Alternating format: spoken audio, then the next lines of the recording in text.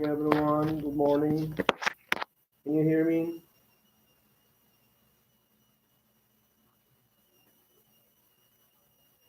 Good morning, mister. Hello. Can you hear me?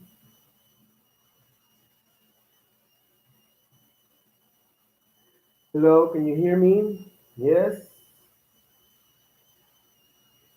Hello, good morning. Welcome. There you are. Okay. Write your name. Don't forget to write your name. Can you hear me? Yes. I hope so. Perfect. Great. It's very important the audio today because we have a listening to work with. Okay. Very good.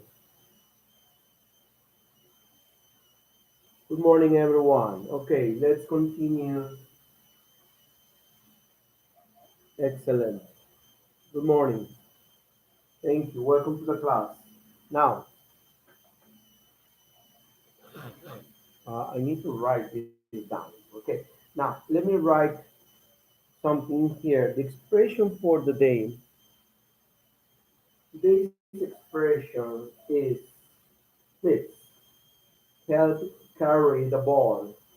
Help carry the ball in English is an expression used when you want to indicate when someone or something is always helpful, maybe voluntarily or maybe involuntarily, right? When you are in problems, that something or that someone is always a big help, okay? Here it is, okay? Help carry the ball. I will give you some examples. I will write some sentences here. Pay attention. Yeah, help carry the ball.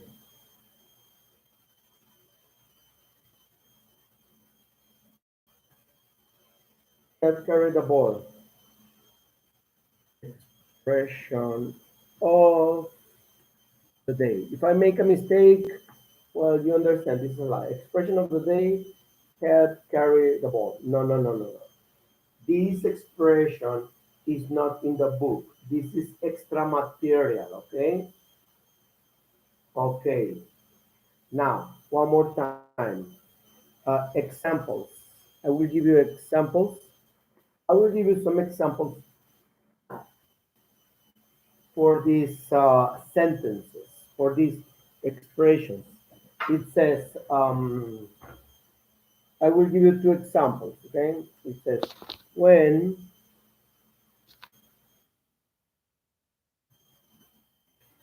it says, when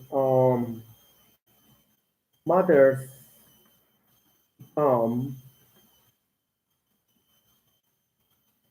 difficult, when matters become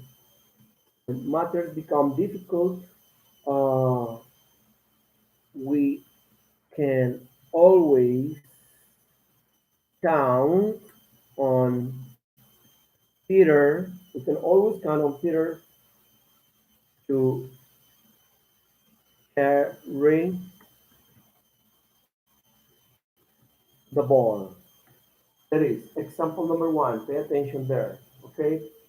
So when the sentence says, when matters become difficult, we can always count on Peter to carry the ball. That is when I don't know another name. When matters become difficult, we can always count on Ariel. We can always count on Ian to carry the ball. Is a person that is very helpful. Is someone that is there for you. Maybe because he's a good friend, or maybe he's not a friend, but he's a good partner. Okay. Second example. Oh, you sound a friend. Second example. Example number two. Um, it says Alan never was a person. Alan Alan Neverson to help carry the ball. Help carry. If I make a mistake again, you just made a correction, okay? To help carry the ball. He usually sat on the sidelines. He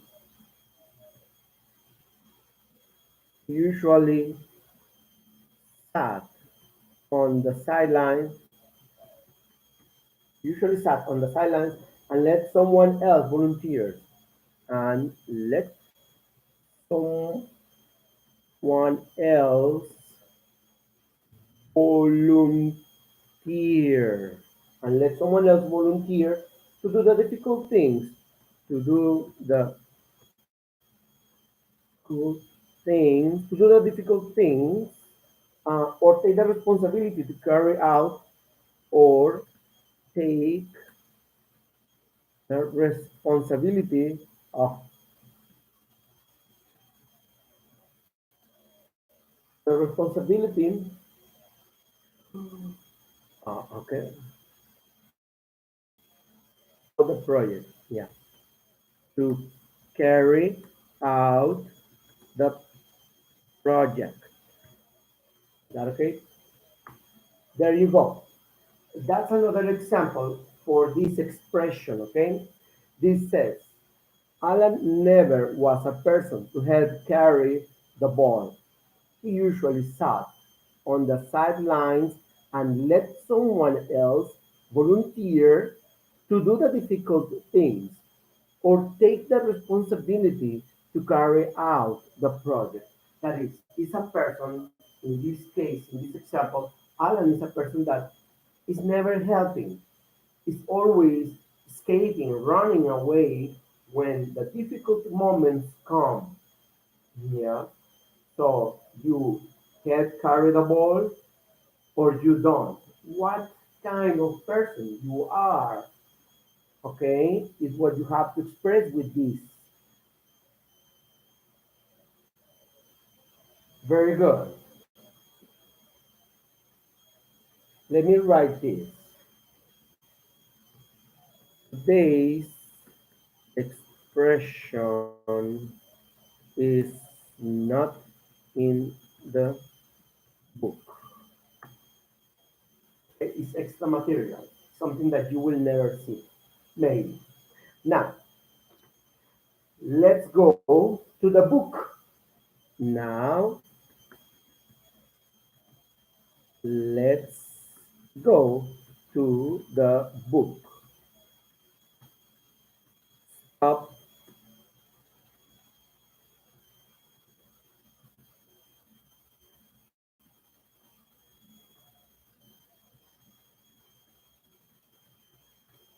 Okay. Stop chatting and pay attention. Okay. Don't write, don't type. It's my time for the chat. Okay. And now let's continue. Let's go to the book.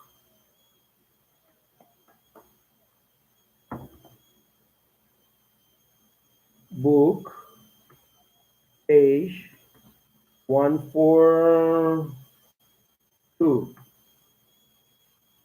Listening. I will play the audio. Okay. We will be here. Pay attention. Here we are.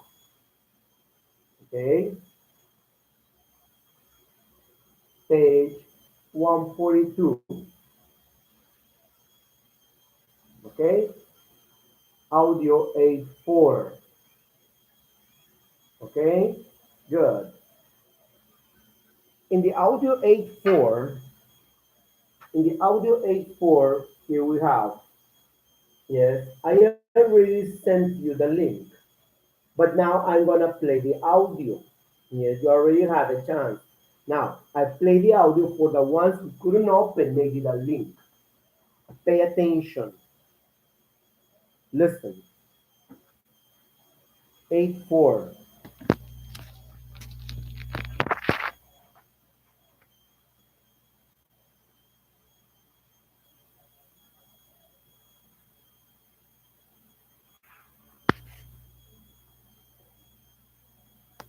Track 8.4, Unit 8, Listening to. Hello, listeners. I'm Julia Hassan. Welcome to my podcast.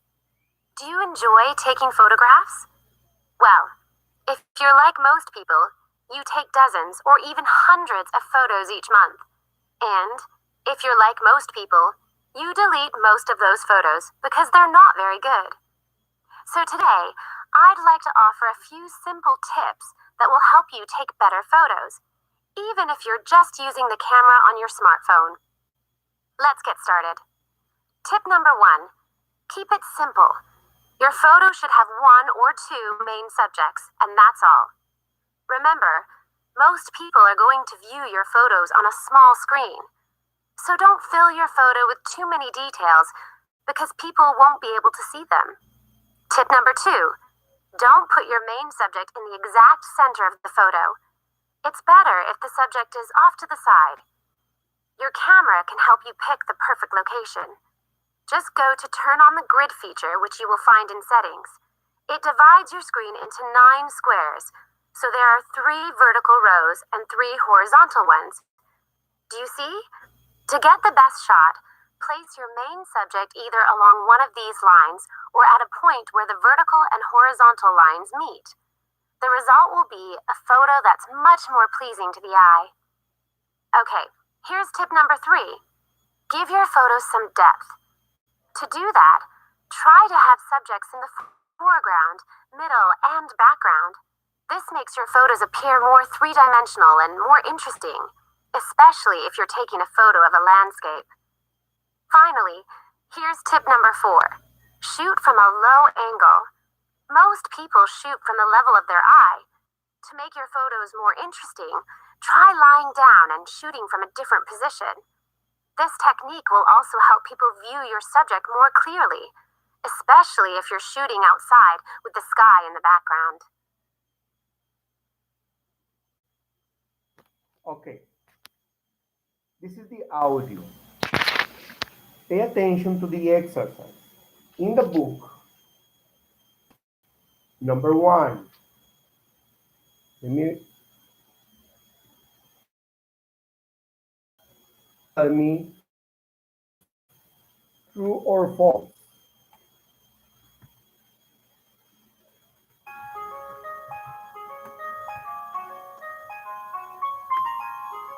Number one, true or false? Check it. True or false? It's only one. It's for true or false. Only one. True or false? The answer is correct. It's false. False. Correct. That's correct. Okay. You should have 1 or 2 main subjects. Okay. That would be the answer. No more than 3. 1 or 2 main subjects. 1 or 2. Okay. Check the number 2. Let's go for the number 2.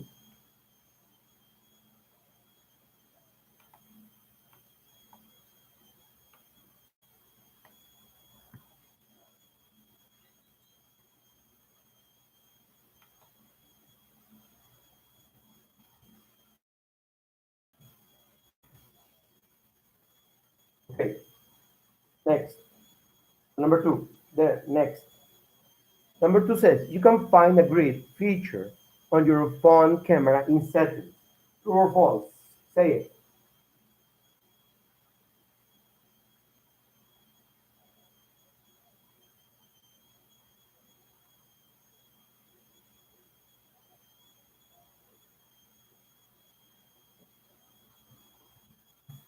True. The answer is true, right? Usually in settings, because settings is about the characteristics of the camera. Okay. Good.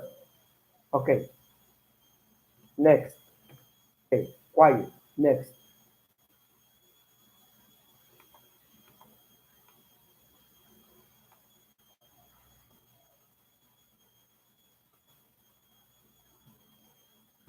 That's the number 3. Number 3. Place your subject at the place where the vertical and horizontal lines meet.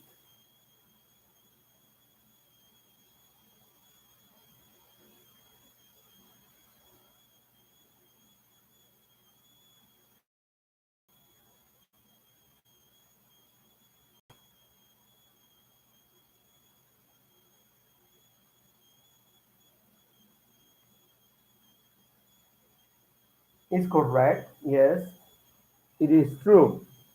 Usually, when you have those lines, vertical or horizontal, right, you have to place everything there, not out of, and especially preferable in the center, right? It's like me here. What am I? What am I? I am usually in the center, okay? Number four, next. The time is close to finish. We'll see if we can finish this.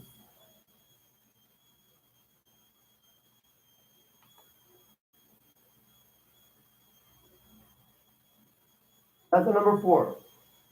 Number four is over there. Number four says, to give your photograph depth, place your subjects in the foreground only.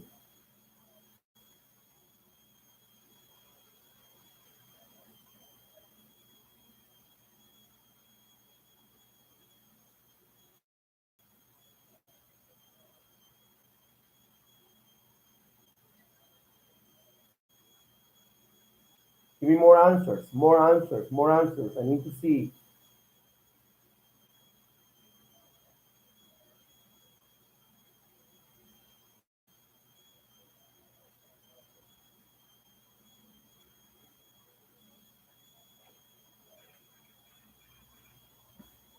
It is false.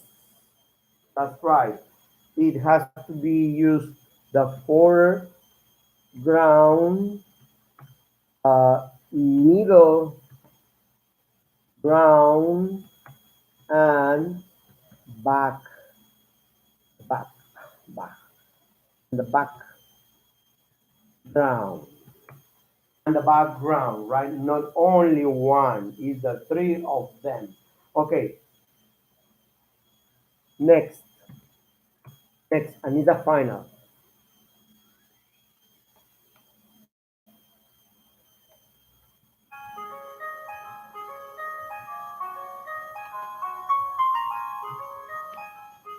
Tell me, what is that? Number five says, your photographs can be more interesting if you shoot while you are lying down. Laying down is stay on the floor, like when people are like National Geographic, right? For example, they are shooting or taking photos to animals. Your answer is correct. It is true. Perfect, guys. We finish. We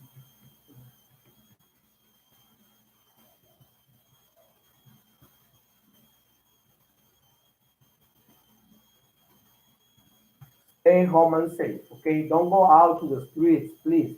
It's dangerous. You can get sick. Okay. Okay. Goodbye. Bye. Take care. Goodbye. Goodbye. Bye. Bye.